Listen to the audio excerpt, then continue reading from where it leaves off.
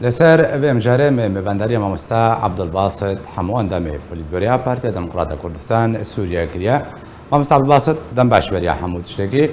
يعني البدري أبريارا قصدا كولغوري روانجه را جهان تبشتينا كه نوشا خراشكر حمانا نوشا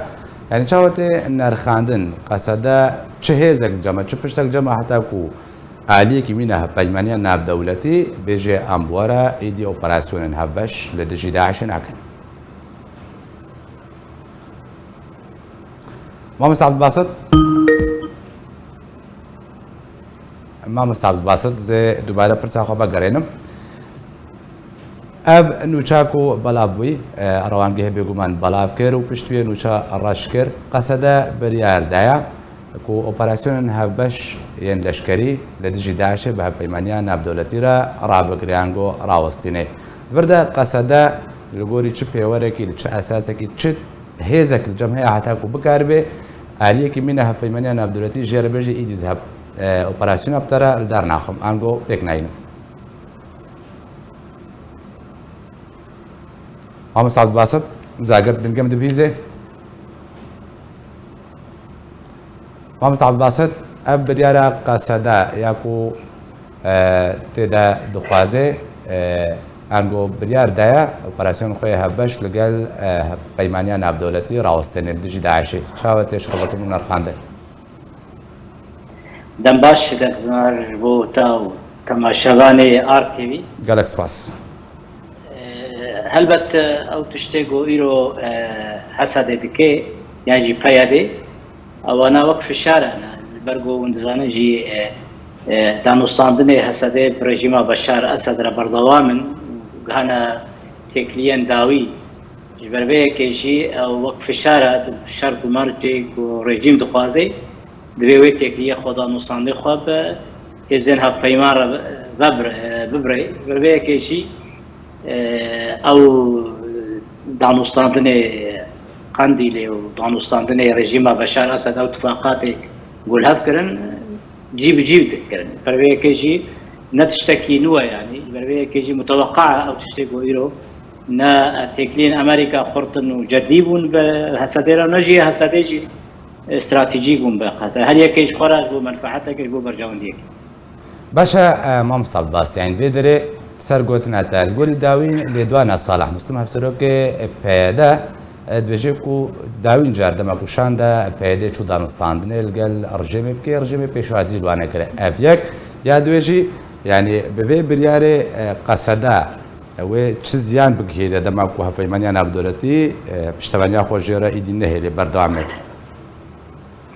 يعني جا قصدير يعني جا فيادي ومنظمة تشتكي خسارة نابينيش فرا جبر بندقية للإيجار يعني تكلي إخوة دانوستاندن إخوة تشاوى دسبيكر ببشار أسد اتفاقه كي بحبونا جميل بايق وصبري أوك وهشام باختيار المالا سلوكي عراقي بري مع جلال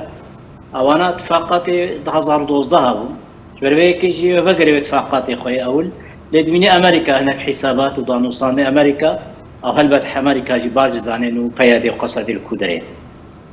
باشا يعني ما مصعب باسط في دري أنجامن في برياري لسر رجاوي كرسانو يتشبش بل أجر نها بيمانيا ناب دولتي لدفري باو وكوكو هبيمانكي لشكري قصد بيرا شناوي الشر داعشت كرسال عردي تركيا أرجما سد روسيا يعني هذا الباس رجاوي كرسانو بون لازم بدي أنجام بزان أنجام في برياري. لسر رجلات فرات أو هرم مناطق نفوذ أمريكية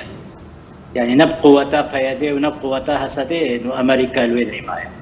أمريكا وروسيا الهفكرنا سر نقشا سوري مناطق باكشور ومناطق رجاوي سوريا رجلات سوريا أبانا حمو مناطق نفوذ شار مناطقون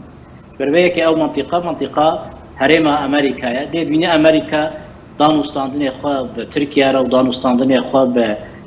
قصدير بيجومان حرتشت أمريكا دولتك قولوا قاربين قصدي يعني حسدي يعني فايدة سر أمريكا بيزي أمريكا بخدي حساب استراتيجي كدندري رجلاتي سوريا إذا نممكن يعني أمريكا تدا بخسر يعني جري بدا روسيا يعني تركيا تمامي.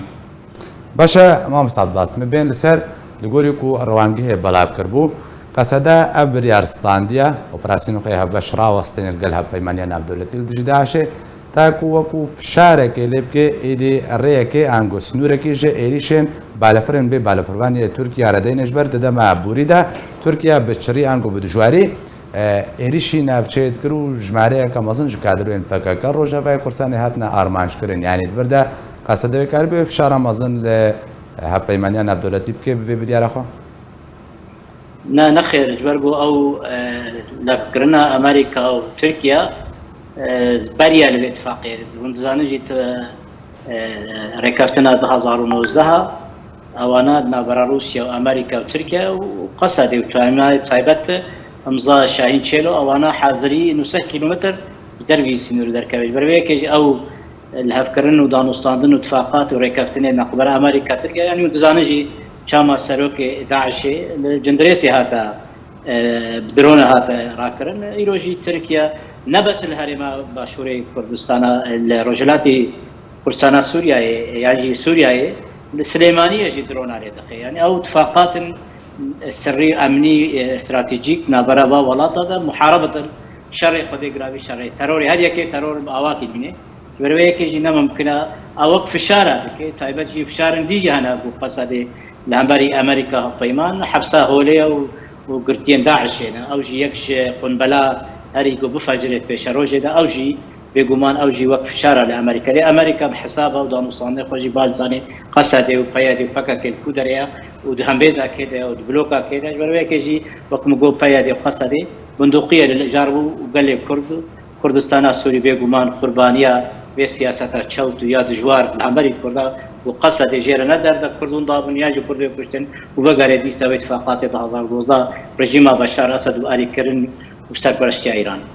باشە مامۆستا بەستە باسە ڕێککەوتنە 2019 هانکردنە بەرە تورکیا و ئەمریکا و قەسەدا تورکیا رووسیا قەسەدا یان بێ دەرێ قەسەدە بەریا دوو ڕۆژان ڕاگەهاند سەرمالپەلاخۆیان فەرمی وان لەسەر سنوورێ مێردینێ عێریشەکە ئەنجام دانێتە 23 لەشکرێن تورک کوشتنە ئەین بێ دەرێ دەمەکی دێک و قەسەدەت بژێت پابندم ڕێککەوتنێ و هێزێمەش 3 کیلومتر ژە سنوورێ تورکیا دوورن بەvê kiryarê qeseda çi name gihandin bin pêkirina rêkeftinê wê encam çi bin çi bihaneyê xiste distê Tirkiye de helbet xuyaya ji miletê Kurd ra got peyadê pekekê dixwazê bihana bixe distê Tirkiyeyê de darobro Tirkiye werê herêmê û ya dua jî wê gelek pirsgirêka çekin û hê herî dijwartir maya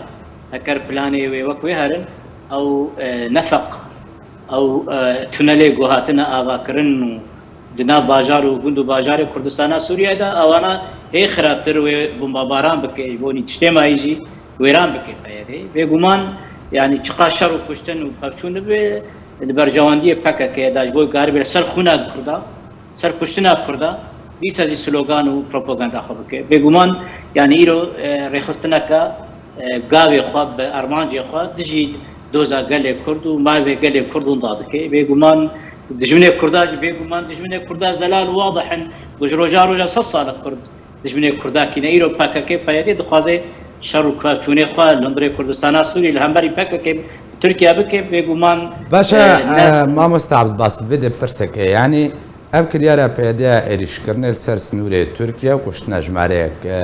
serbazên Türk an got leşkerên Türk yani imkan bejin hevdem bû li gel vê biryara peydeya rawestandina operasyonên hevbeş bi hevpeymaniyê rejber li gorî ku hat ragihedin beriya 6 roja ve operasyon hatina rawestandin û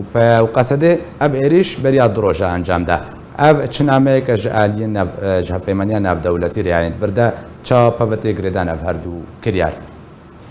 نەمەگوت yani ew dixwaze Kurda wêran bike Kurdan berdê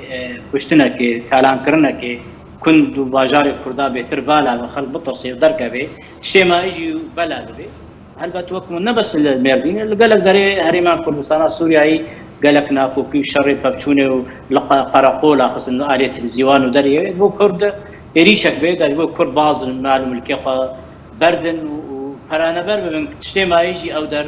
vala bêj Kurda û ew jî wek gotî زنجيرة داوي سياسة فككي وقانديلي السرخاكا كردستان سوري مسلسلي داوي حلقات داوية يعني. باشا ما مستعب الباسط داوين برزه بگر ما گوتنا تا دست پیکتا گوت کو گوت بی جواب رجه میره گهشنا استك بلندا بجن گهشنا دايو كتام اجا بيكر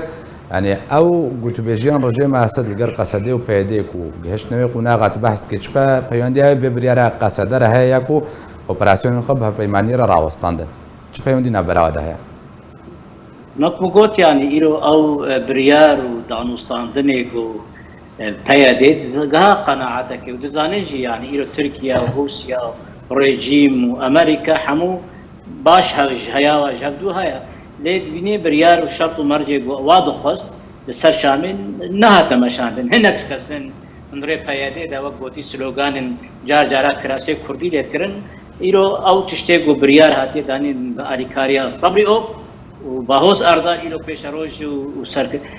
ريبرتيا كردستان سوري دكي ومحمود راش أو إيجو بيشيا فردين اللي بيش فردي كسين قنديلنا وخلية الأزمة الشامية والقنديل الطهراني تشاول هاد كرنا دي سجوا بلانا قوت استلام وتسليم كرنا بقرنا بأمانة بري تشاوا قول شامي خستن وأمانة تسليمي واكرن دي تسليمي شامي